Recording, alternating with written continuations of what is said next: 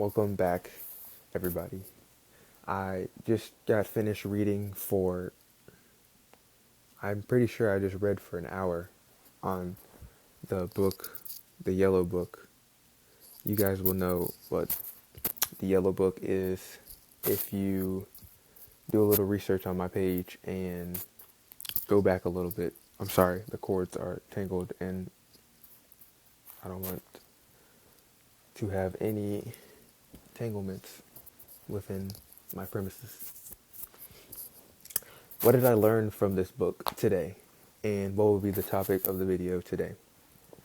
There's a few things that I learned from this book today that I would like to share with y'all.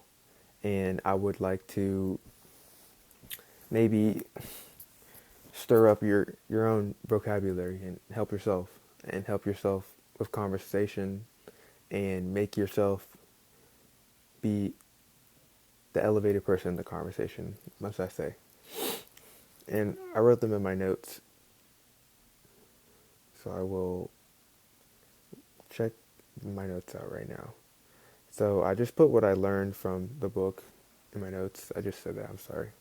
But the first thing that I put is when you're talking to somebody, especially if it's somebody new, let them talk about themselves more than you talk about yourself.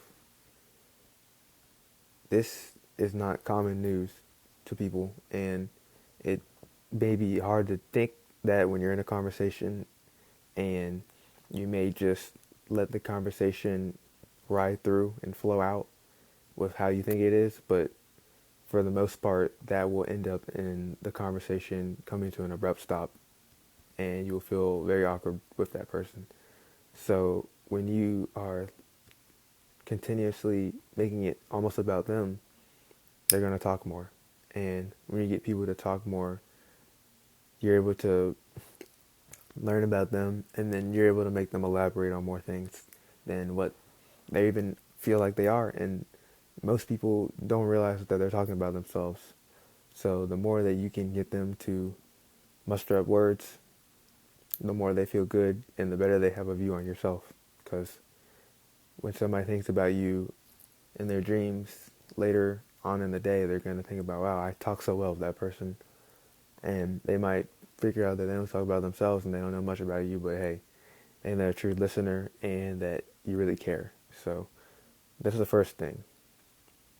The next thing the next thing that I learned from this book today is you need to use I less and you more. So just like the last one, the conversation is always about the other person. In conversations, when you're asking a question or trying to get somebody to do something, you want to try to use you.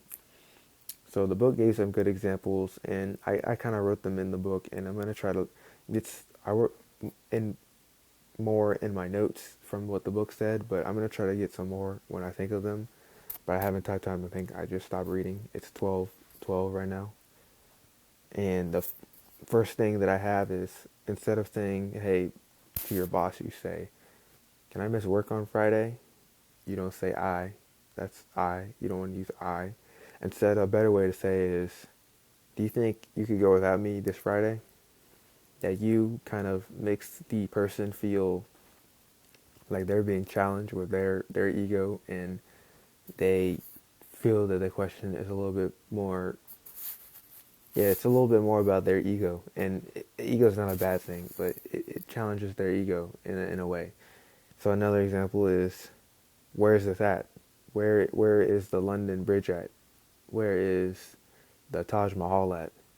Instead, when you say that to people, where is this at? Where is that place at? Instead, you could say, could you help me find the Taj Mahal? Could you help me find the nearest Lowe's? That could you is it's like a warm invitation to somebody, and it will lead to them feeling more obliged to answer your question and help you out and assist you with whatever you're asking them for. And the last one that I got is, this place is good. You should come with me. And that one has a you in it, but this place is good. Okay, but this place is good. Is it good for me? Is it good for you? What do you think? Instead of that, you say, I think you'll really like this place. And since I'm a picky eater, I try to changed this into, I formed this into a, you'll see why I'm replacing some of my words in my next one, but I changed this into a way that goes to my life because I'm a picky eater. So I said, I think you'll really like this place. And since I like it, I know you'll like it because I don't like anything. And that will basically answer the question of what is good?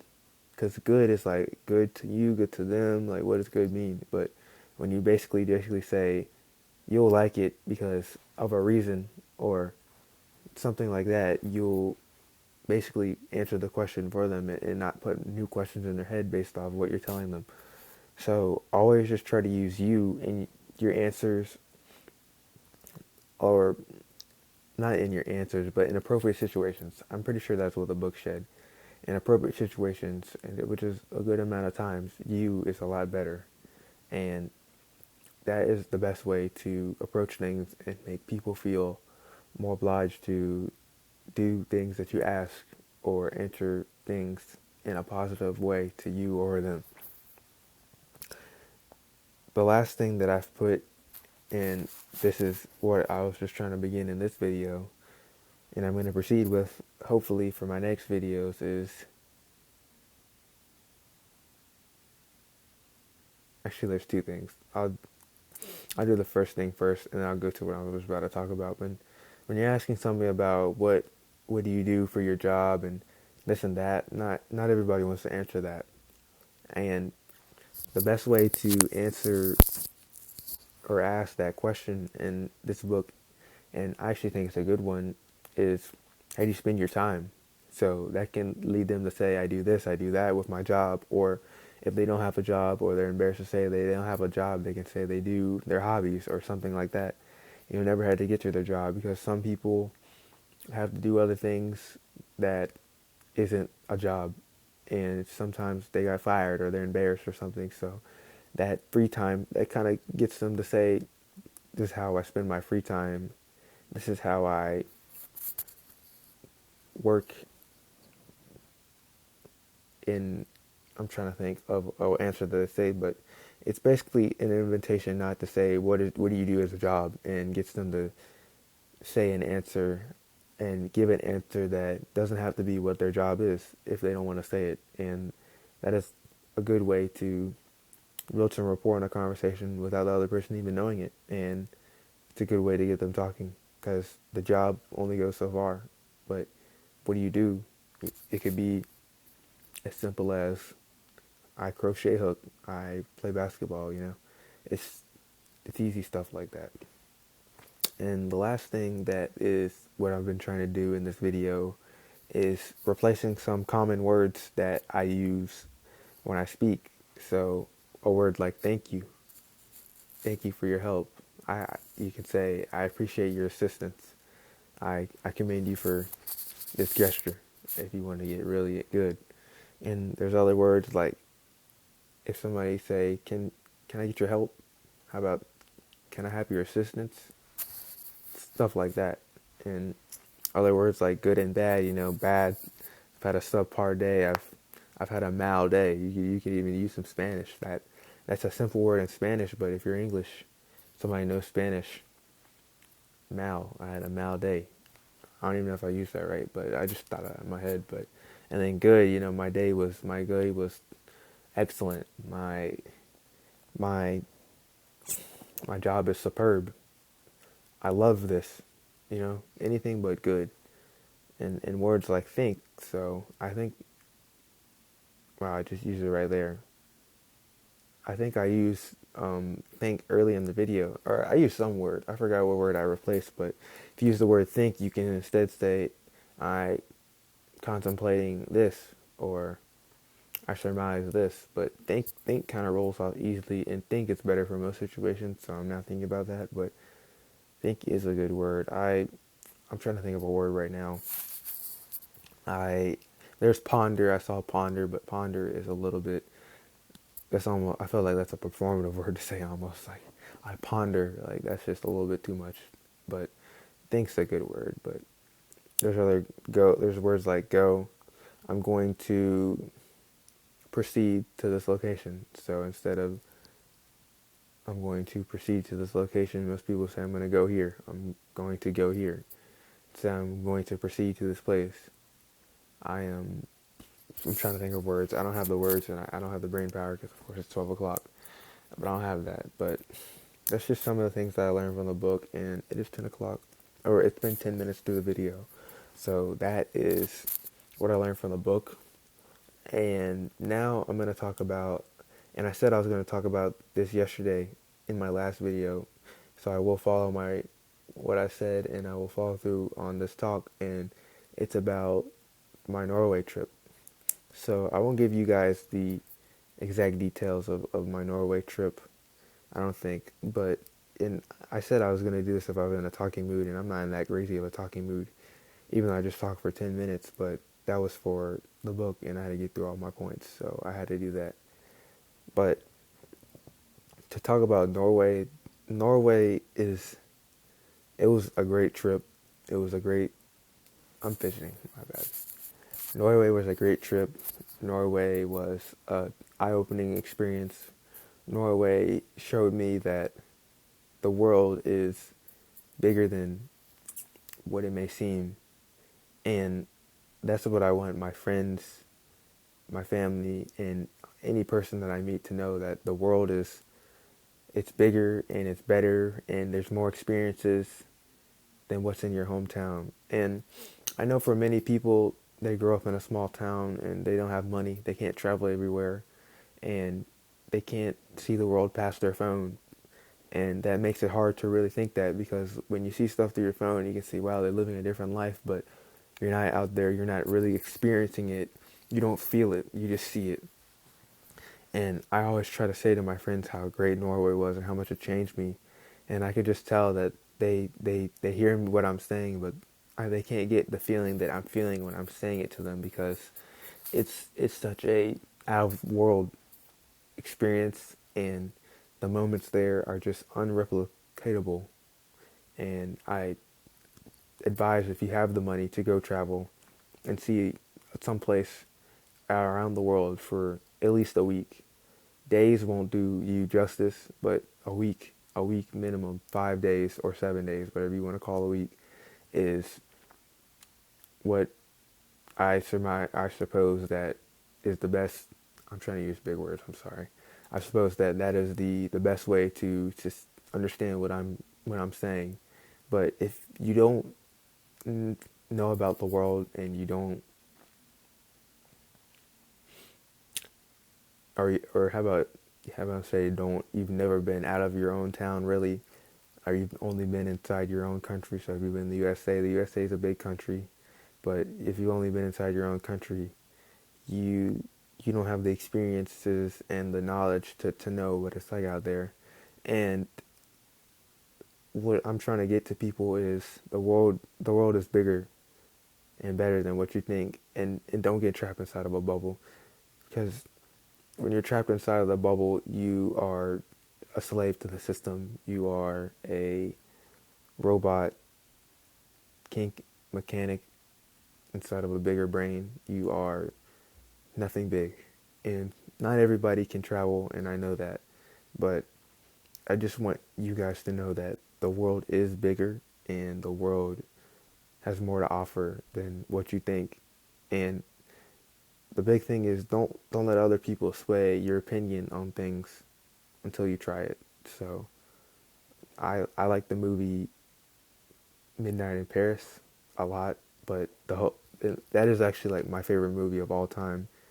But the rest of the world doesn't say it's a great movie. And if I just read the reviews and saw people say, "Wow, it's a mediocre movie. It's a good movie for this or that," I wouldn't have never watched it, because I would have been like, I mean, if it's just okay, then who cares? But I watched it on my own because I just saw it, and it's an hour and 30 minutes or something like that. And for some reason in my brain, it's just made it the best thing in the world to me. And that's because I didn't listen to outside opinions. I wasn't controlled, and I wasn't forced into a hand that was forcefully dealt to me. I wasn't just forced into a hand. I dealt the hand to myself, and I figured out that the hand was a positive hand for myself. And that's why I like the movie Midnight in Paris the most. and it's my favorite movie of all time. So if you guys want to watch it, you may have a different opinion than me, but that's my favorite movie, and I would have never known without outside opinion. And I ventured out to see that myself. So I don't know where I'm trying to go with this, and I guess that is my point, that don't let outside opinion sway you. But also the point kind of with the Norway talk is the world's bigger than what you think, and you have to explore it. Now, how you explore it is different for many people, and I could go on forever about how you explore it, but explore the different possibilities on things, and basically don't trap yourself into a bubble that will jail you for the rest of your life, and it'll be an eternity of mediocreness. I'm trying to use two big words right there. My bad, my bad, my bad. You will be in an eternity of sad, or not sadness, but just locked into a system, I guess is the best way to say it, because there's there's there's no way to tell y'all, and I'm trying to put in the words, and it's hard to show y'all without having y'all go out there and do it. But don't hmm, it's hard to put into words. Don't get trapped into the bubble. That's all I'm gonna say. I don't have the brain power to explain how I want to explain how to do this, but I can talk about Norway. Norway was a place where I saw a different style of life. I was talking in my last video about how the people out there are outside at 10 o'clock at night, worry free on a Tuesday at 10 p.m. in the nighttime on a Tuesday, and that's not even 10 p.m., that's 2200. They're out there at 2200 enjoying life at a cafe, or kids playing on a playground at 10 p.m. And I can just see that people are happier with less money because their world is in a different way. I don't want to say better or worse, because some people might think it's better or worse, but their world's in a different way, to where the capitalism and the money doesn't drive who they are, and they're content with what they're at. But what they're at is, in my eyes, it's a better feeling and a better place to be at in life, where you're happy with what you have, and every day is not always the same, because the people out there in those cities, they feel obliged to not just stay inside all day, because there's great events, the risk of injury from attacks or something is low, and the happiness level and enjoyment is really high out there. And when you're able to walk a city, you're able to go on public transportation, it's not looked down upon. It's actually done more than driving cars for most people. It makes for a better world, and that was just eye-opening to me, and made me want to really talk about how the world is really big, and make me put it into perspective in my mind, that what I live in is not what I have to be in, and not what I have to put myself into and lock myself into forever, because our grandparents and stuff like that, they basically had to, because they couldn't see the world like that unless they were put out and traveled, and not many people could. So even being able to see it on the phone is already more than our grandparents, and even some of our parents, or most of our parents, and most of my generation as well. We didn't get to see the world until 2012 and on, because the iPhone was out and all that, but nothing got big until YouTube and social media started blowing up. So about 2012 is when the world could be seen, and that opening experience kind of gentrified the world to push and evolve into a new world, a neo world, if I would say. And now people want to travel more. They see on TikTok, they see this, they see people traveling, they show off their travel vlogs, and those people in those travel vlogs are doing great at showing it. And still, when you go out there, it's better than what you thought and what you saw on the travel vlog, because you just feel the air, you see the people, you feel the things, you're experiencing it, and that's what makes it so good with the world right now. And I advise you to just look at the world and get some way and version of the feeling. But back to Norway, it's just the way of life out there is, it was just better. When I was walking outside, I felt just happy, and that could have had been due to the sun being out for most of the days. As they say, it rains a lot out there. We saw rain probably like twice or once or twice. One time it was hail, and another time it was rain. I think I was only in the last city, so I might have had some factors in. But like I was saying in the other videos, and what I said again here is the cars are electric. The buses are more common. Public transportation is more common. People are outside longer. Work-life balance is much better. The offices just felt, they didn't feel like a trap. And even the people who worked at the docks doing the transportation and shipping and logistics and all that, they even felt a little bit happier because they were just not trapped into the hard hours that America puts you in. And other places put you in those hard hours. I know Japan has some rough hours, but even people in Japan, when they're not working though, and they don't have to be inside when they're asleep, they have a pretty good life, and they have respect, and everything's clean. And America, it does well in some places and not in other places, but just seeing the world and just seeing that there's different stuff out there that can fit different personalities is really a liberating experience that I'm happy that I saw, and I'm excited to share to you guys today about. And I don't I don't think I have much else to say, and I think this video has already become a yap session, and I didn't get to say what I want to say, but just know that the world is big and the world is yours, and you have to take advantage of it yourself. And like I said in the corny quote from last video is, you have to be your biggest fan before anybody else. So do stuff that's good for you. Be an asset to yourself. Don't be a liability to yourself. And make the world yours. Because if you don't make the world yours, you're wasting your life. And for all we know, we only have one life. So, YOLO. That's what I have to say. I just put a whole bunch of videos. These were topics of many of my other videos. But YOLO, you only live life once. Be an asset. And take advantage of it. And I say this to somebody that I said this quote to somebody, and I only told it to them, but I think now's a good time to say it in this video, and I think it's a pretty good quote. But in this world, always be you, and always stay you, because you're great and you're amazing. And thank you.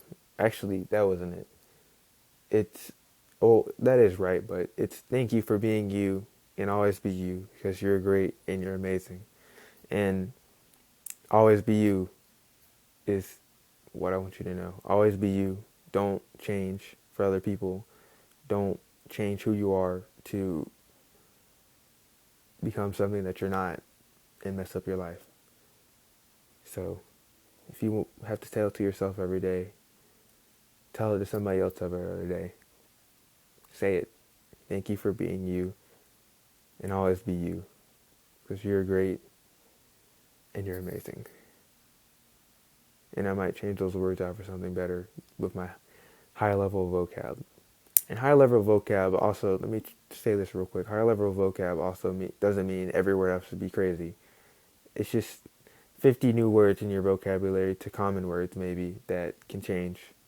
So, yeah, superb instead of good. You know, it's not every word ever. Just about 50 words is a good replacement, that they said.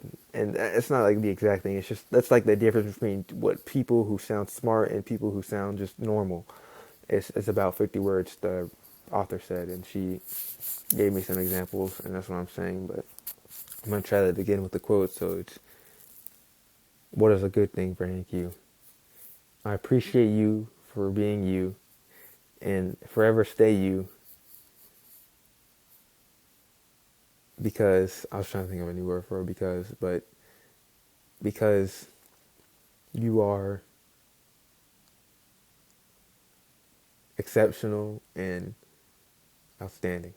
How about that? That's my quote. But I'm going to do it with my own, the quote that I said to the person, but I'm going to keep it how I said it. But thank you for being you, and always be you, because you're great and you're amazing. And don't forget that. If that's the only takeaway you get from this video, that's what you're going to get. And if you have to hear myself say it, save the video. If you want to say it yourself, save the video. If you want to make other people feel good, say it to other people. And that's all I have to say. The world is yours, and thank you for being you and always being you, because you're great and exceptional. And that's all I have for this video today, guys. This is Justin and Nano, and I will catch you guys in the. I'll catch you guys in. Hold up, guys. I'm doing something cool. I'll catch you guys in the next